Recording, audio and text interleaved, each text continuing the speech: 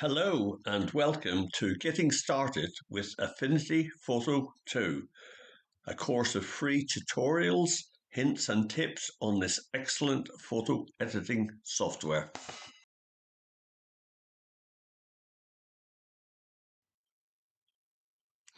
Adding a border or keyline to your photo will definitely create more impact and raise the quality of your finished result up a level. Whether you're looking to print your photo or just view it on your laptop or other device, you will definitely get much more professional looking results by doing this.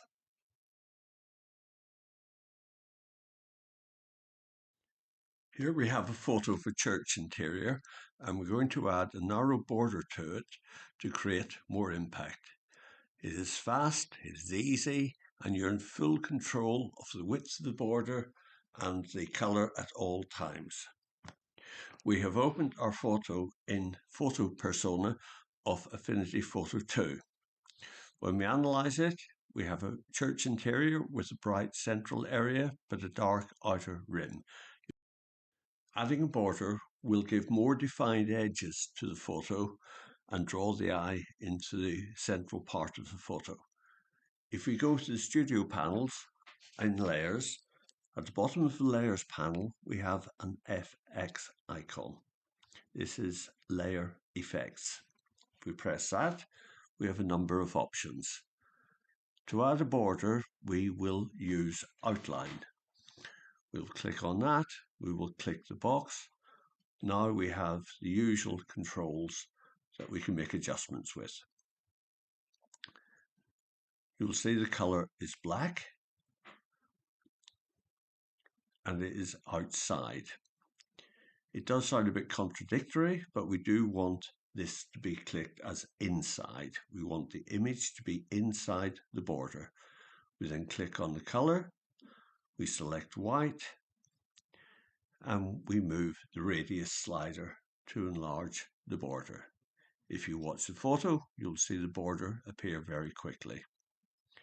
The term keyline usually refers to a very narrow border, and a border can be as wide as you want.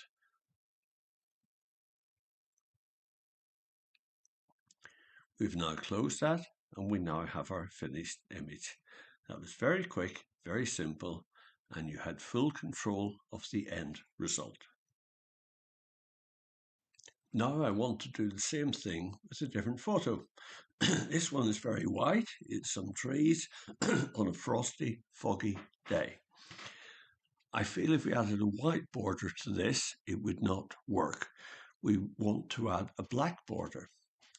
So we go to Layer Effects, click Outline, click the box. We want it to be aligned inside, so we click the inside option. We have a black color by default, so let's move the radius.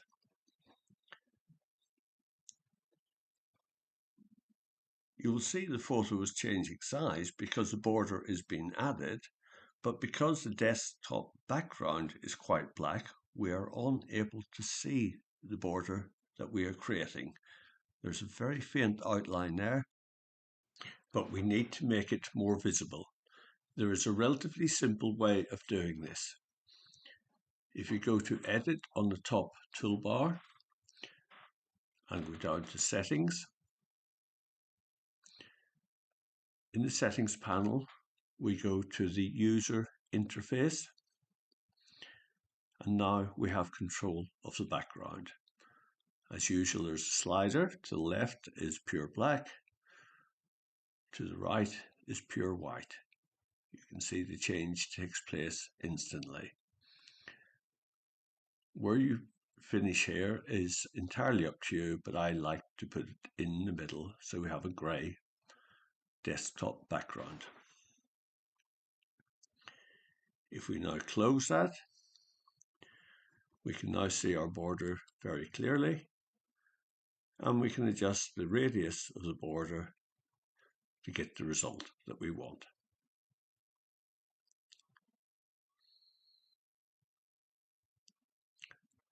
Generally, I like quite narrow borders or key lines, but it is very much personal choice.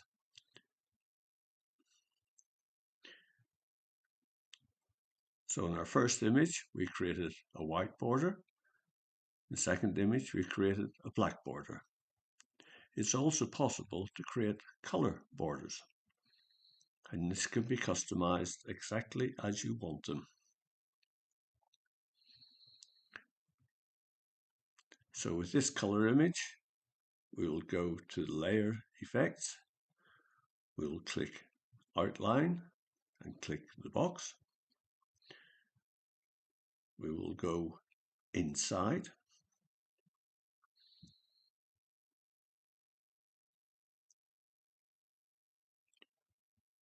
Using a black border in this doesn't really work because it is a very dark image to begin with.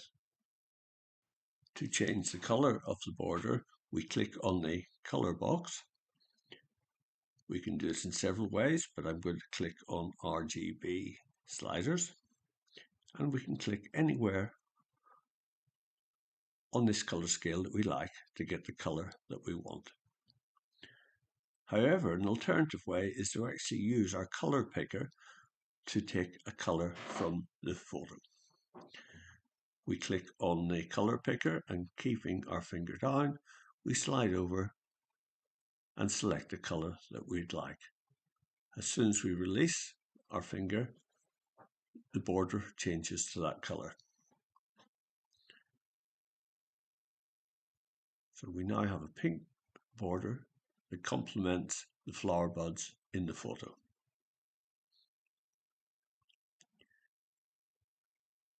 Once again, you can make it as large as you like. If you want to go more than 100 pixels, quite simply, you click on the pixel box and you put in whatever number you wish.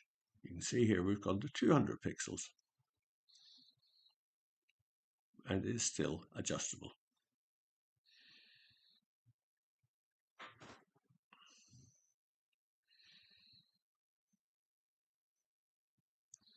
We have quite a thick border here, but we can also change it from a single color to multiple colors. We can use contour, where we have one color at the edge of the border and one color adjacent to the photo. It's a gradient. By clicking on the gradient, we bring up a slider which allows us to adjust the transition of the colors, but we can also change the colors to whatever we want. By clicking on either end and clicking on the color box, we have the sliders as before, and we have the color picker. So we can pick out two colors from the photo, one at each end of the slider, and the border now will have two colors exactly as we want. The choice is yours.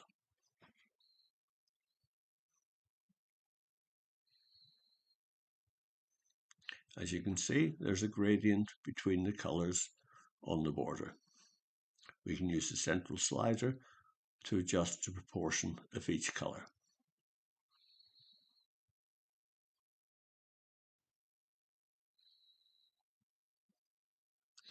There is another style choice, which is to create a gradient across the whole frame. As you can see, when we click that, we still have our colors, but we have one color on one side, one color on the other, and the transition in the middle. There are sliders which allow us to adjust the aspects of these color changes. It's worth playing around with these and familiarizing yourself with the results.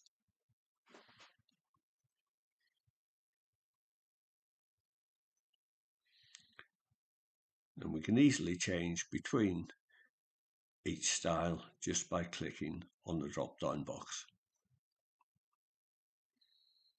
As we said at the beginning, it's fast, it's easy, and you're in full control of color and border thickness at all times.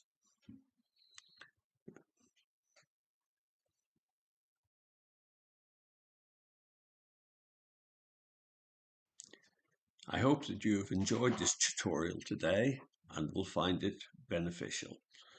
Please subscribe to be kept up to date of new tutorials as they are released. In our next tutorial, I plan to cover making color and tonal range adjustments to your photo. Thank you for listening in today. I look forward to seeing you again in the future.